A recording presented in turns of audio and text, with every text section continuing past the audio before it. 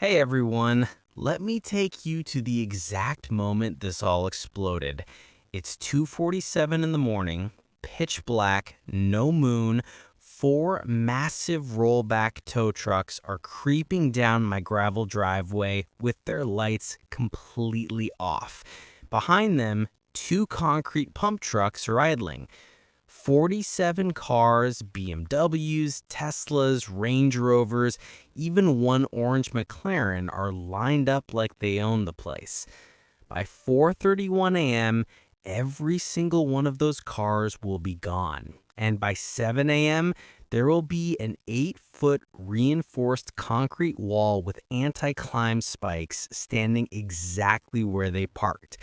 This is the story of the night an entire HOA learned what happens when you declare war on the wrong person's private property.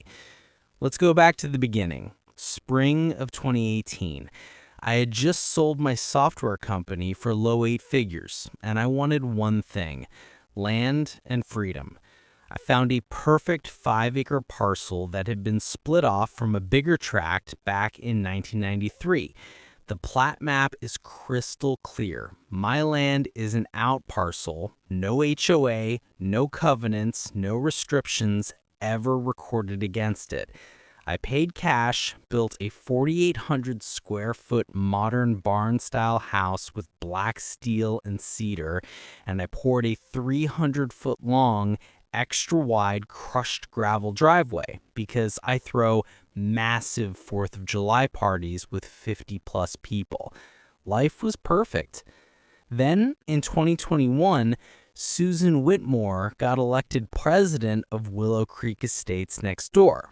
Susan is the human embodiment of a 400-page rulebook. She once fined a family $750 because their kid's plastic playhouse was 2 inches too close to the fence line. She saw my driveway from the community golf course and decided it was an underutilized aesthetic asset that could solve their chronic parking problem. Without asking, without a letter, without even pretending to have authority, she had a crew show up one Tuesday while I was at work and install official metal signs every 20 feet. Willow Creek HOA overflow parking, permit required, violators towed at owner's expense.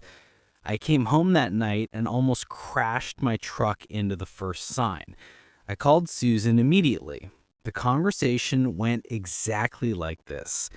"Susan, you're on my private property. Take the signs down by tomorrow. Actually, the board voted 6-0. Your driveway is visible from our community. Therefore, it falls under aesthetic jurisdiction. We're improving the area for everyone. I'm not in your HOA. Details, honey. Parking is a community issue." She hung up on me. The next weekend, 23 cars showed up. My brother visited, parked in my driveway, came back to a $125 parking ticket on his windshield issued by Willow Creek HOA Enforcement. My mom got threatened with towing on Mother's Day. I put up my own reflective red signs every 10 feet. Private property, no trespassing. Violators will be towed at $750. They were ripped down within 24 hours. My Ring cameras caught Susan and 2 board members at 1:46 a.m. wearing black hoodies and gloves, yanking my signs out like they were committing a felony. That was the moment I stopped reacting and started planning. For the next 6 full months, I did absolutely nothing visible.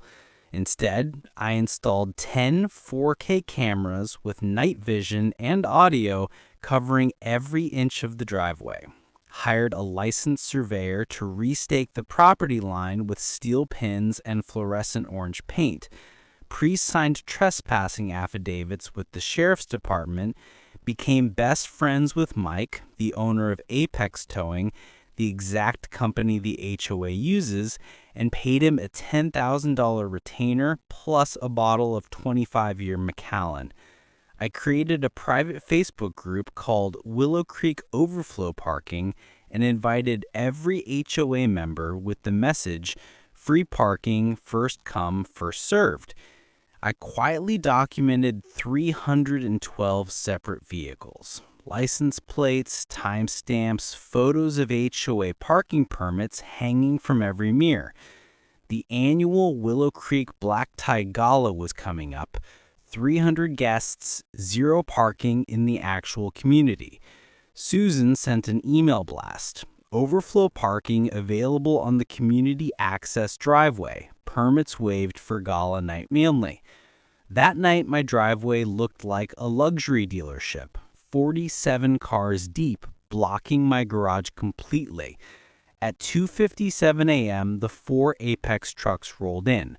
By 4:31 a.m., every single car was gone. Not one alarm went off. At 5:15 a.m., a concrete crew I had on 24-hour standby poured an 8-foot-tall, 80-foot-long reinforced concrete wall with anti-climb spikes right on the property line. By 7:30 a.m., I hung a 4x8 banner that read, "Welcome to the Wall of Consequences." Susan showed up at 7:42 a.m. in curlers and a robe top, screaming at the concrete workers. Half the Gala guests arrived in Ubers to find their cars missing and a literal Berlin Wall where they'd parked. One woman was hysterical because her $220,000 Bentley was gone and she had brunch reservations at 11. The tow bill came to $22,750. Every single car owner sued the HOA and won because the HOA's contract with Apex made the association liable for improper tows.